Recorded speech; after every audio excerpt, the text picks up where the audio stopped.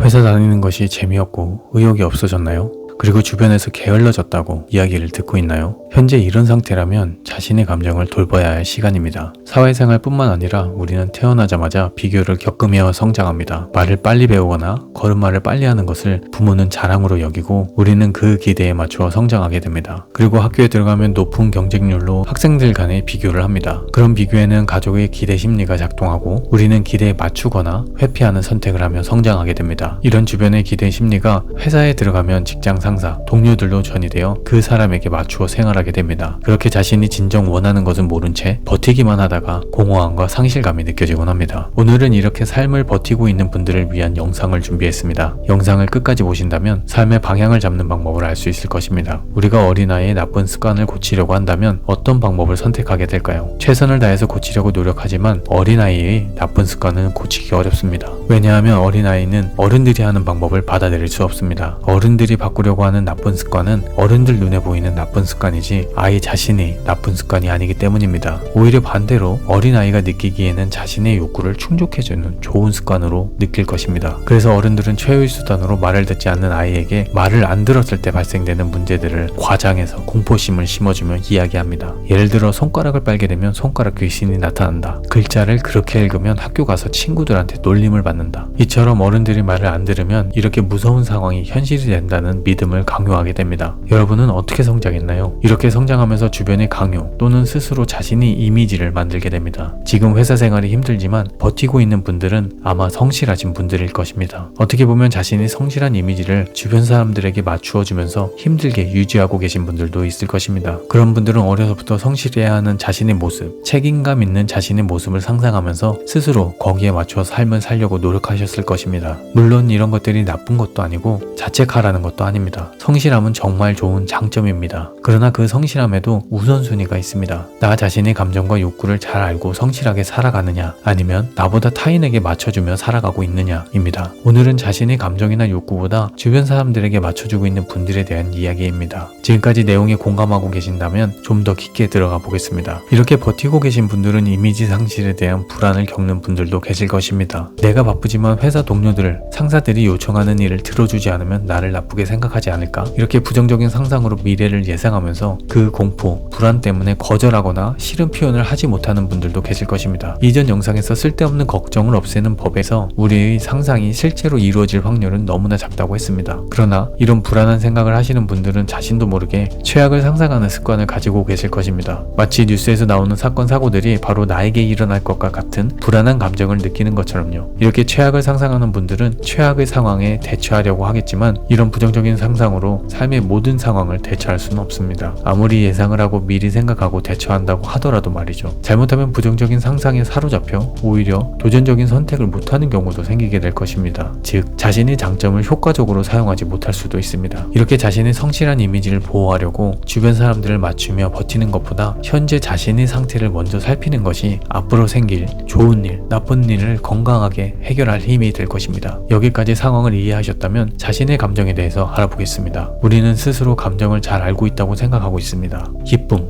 슬픔, 불안, 환희, 평화로움, 짜증 등 이런 단어들은 잘 알고 있지만 이 감정들이 나에게 얼마나 지속되는지 본인 스스로 알고 있을까요? 예를 들어 아침에 일어났을 때 감정 상태를 체크해 보신 분이 있을까요? 오늘은 잠을 못 자서 지금 짜증난 상태구나. 오늘 별것 아닌 것에서 짜증날 수 있으니 조심해야겠다 라고 자기 감정을 관리하시는 분이 있을까요? 감정은 파도와 같다고 했습니다. 어느 날에는 예민해지고 또 어느 날에는 모든 문제를 받아들이는 평온함을 유지하곤 합니다. 감정은 인간이 선택과 행동을 하게 되는 중요한 요소지만 눈으로 보이지 않고 말과 행동으로 표현되기 때문에 우리는 상대방의 말과 행동을 보고 감정을 파악하고 있습니다. 그럼 자신의 감정은 어떻게 확인할까요? 어려서부터 자신이 어떤 유형의 사람이고 어떤 감정들을 주로 느꼈으며 성장하기 위해서는 불안, 공포 등을 어떻게 관리해야 하는지 배우는 곳이 없습니다. 그 대신 눈에 보이는 육체적인 것, 물질적인 것에만 몰두하게 됩니다. 저는 이것이 나쁘다는 것이 아니라 먼저 선행돼야 하는 것은 자신이 무엇을 원하는지 제대로 알게 된 후에 필요하면 외적인 것을 선택해서 사용하면 된다는 이야기입니다. 본인 스스로 감정을 관리하지 않는 사람 대부분은 자신이 왜 의욕이 저하되었는지, 왜 아무것도 하기 싫고 주변의 흥미가 떨어졌는지 알 수 없습니다. 그냥 다음과 같은 외적인 상태로 판단하게 됩니다. 평소와 다르게 화를 자주 낸다.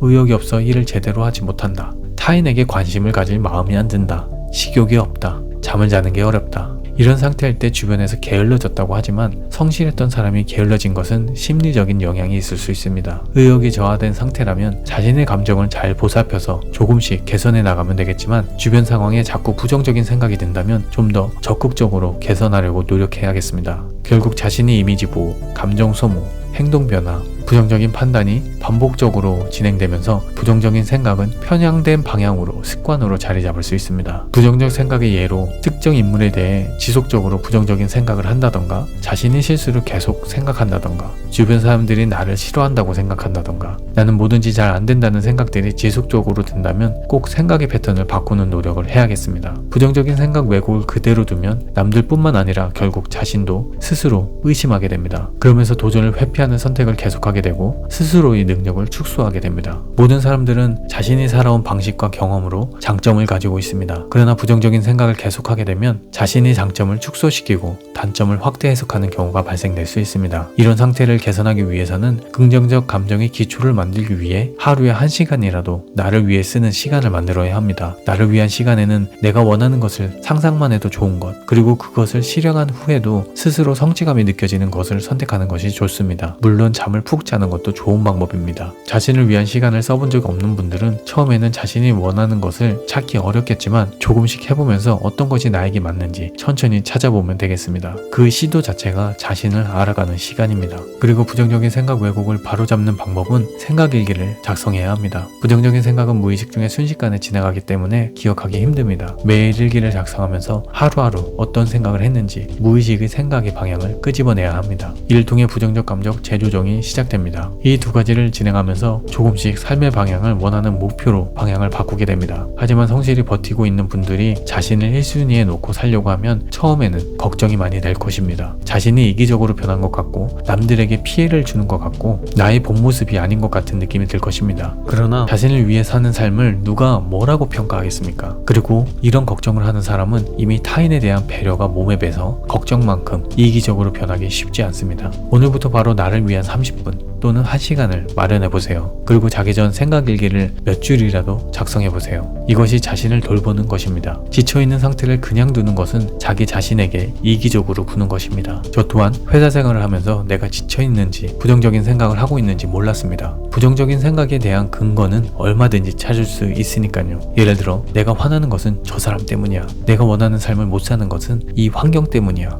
와 같이 얼마든지 이유를 만들 수 있습니다. 그렇게 오랜 시간이 흐른 후 저는 알게 되었습니다. 아, 내가 지금 많이 지쳐있구나, 힘들었었구나 라고요. 그 후로 앞에서 설명드린 내용을 실천하면서 저의 감정을 잘 돌보려고 노력했고 저 자신에 대해서 많이 알게 되었습니다. 지금은 부정적인 생각을 스스로 알아차릴 뿐만 아니라 좀 더 도전적인 일을 하면서 성장의 기쁨을 느끼고 있습니다. 항상 여러분의 삶을 응원합니다. 감사합니다.